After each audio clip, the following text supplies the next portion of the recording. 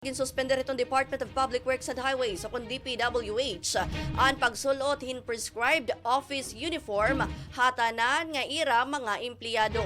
Ay ginpagawas nga memorandum gintutugutan ang tanan nga mga opisyal ngan personnel hiton ahensya nga diri magsulot hin uniforme until further notice. Pero kinahanglan mag-duty ang mga inihin presentable.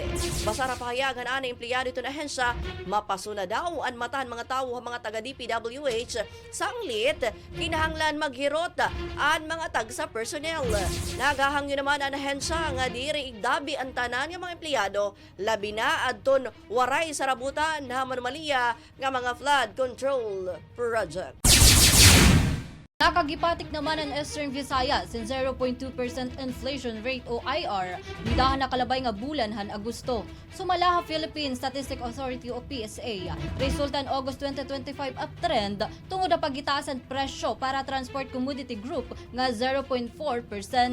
Pangunahon nga naka-impluwensya ha adjustment han transport commodity group ang paghitaas ang IR passenger transport services nga tika nga negative 0.5% ngadto 1.9%. Nakag-contribute gahapon ha uptrend ang pagluya annual price decrease han heavily weighted food nga non-alcoholic beverages nga tika nga 0.5% han Agosto 2025 ngadto ha 0.9% didahan July 2025. Padayon lagi hapon ito'y paghitaas anihapan mga natatapnan in-human immunodeficiency virus kon HIV kundiin naging public health concern ini ha Pilipinas.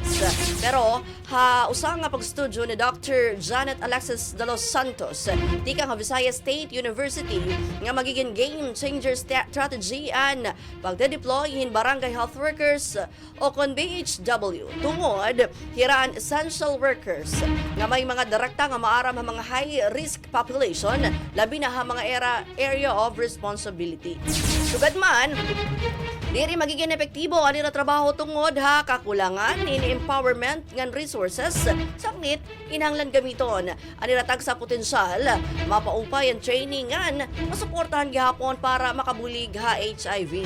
Di na Eastern Visayas maabot ang 2,642 nga mga HIV AIDS cases anay patiktikang dina 1988 kundiin hamaong ihap 1,429 ang nag-iedad 25 to 34 years old ngan kaurugan na tapnan pinaagihan pakighilawas haig kasi lalaki. Magdudumarahin 7 nga simultaneous job fairs ang Dole Eastern Visayas yana nga September 13 ang magkadilain nga parte han rehiyon.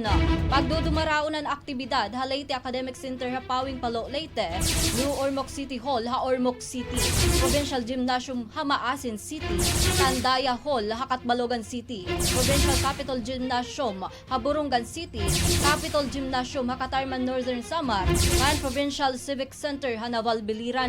Panuyuhan inisyatibo nga maging accessible ang tanan nga programa nga serbisyo ang gobyerno ngadto ha mga job seekers.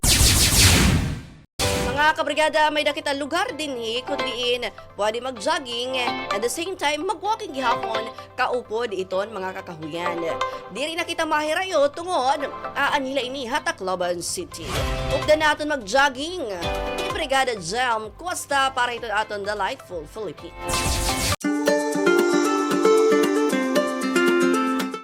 Kilala nga tambayan han mga Taclobanon, labi na han mga kabataan ang Magsaysay Boulevard. Labot la pagiging tambayan, naging lugar na ini para ha mga karuyag mag-walking ngan mag-jogging.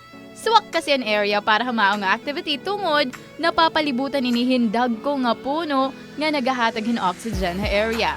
Ligid lagi hapon ini hindag at sanglit, mahangin kun malabay ka mo or magjo-jog. Damo gihapon ang nakatanom nga flowering plant sa ligid nga nagpaanyag ha Magsaysay Boulevard. Dinhi naman namumutang an love mural nga nagre-reflect sa pagiging unique kan Eastern Visayas sa eco-diversity. Mas nagiging happy place ang lugar kung naabot na ang kagabihon tungod ha malamrang nga streetlights ngan mga shop haligid nga damo ang natambay nga kaurugan mga kabataan o estudyante. Kung damo ang nagjo-jogging haaga, well, mas damo pa ini hagabi. An iba, lovers, uniformed personnel, athlete ngan magbabarkada.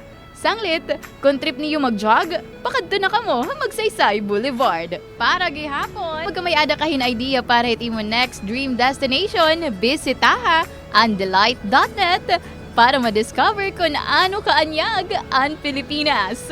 Para Delightful Philippines in the heart of changing lives, ako, Brigada Jam Questahan, Brigada Tacloban, the Music and News Authority. Ang bahaging ito ay hatid sa inyo ng NutriCleanse Herbal Capsule. Linis tiyan, sexy tiyan.